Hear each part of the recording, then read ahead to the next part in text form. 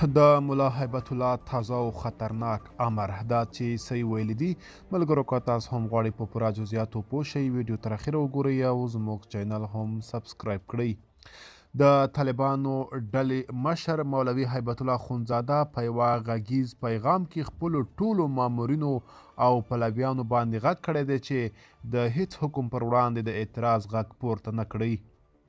د هیبت الله په وینا هر حکم او فرمان چې صادریږي اعتراض پرې ونه کړئ. زموږ د فرامینو منفي اړخونه مه بیانوئ، مثبت یې بیان کړئ. که منفي بیانوئ دښمن ترې ګټه پورته کوي. عام سټیجونو باندې د خپلو مشرانو کمیانې مه بیانوئ.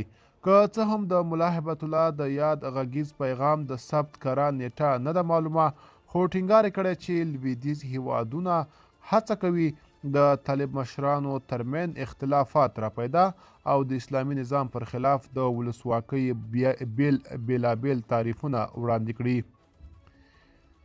نوموړي ویلي چې په افغانستان کې 20 کاله بهرانیان موجود او د ځوانانو په ذهنونو یې تاثیرات پرېښي دي چې باید اذهان یې بیرته سم شي.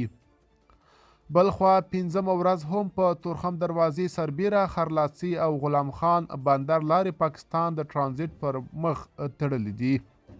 په ورته مهال د تورخم دروازې پرانیستو لپاره د طالبانو او پاکستاني لوري پرلپسې مذاکرات ناکام پاتې شوي او تازه طالبانو پاکستان ته ګواښ کړی چې که تورخم دروازه همداسې بنده وساتي نو دوی به یې هم د تل لپاره ورپسې بنده کړي.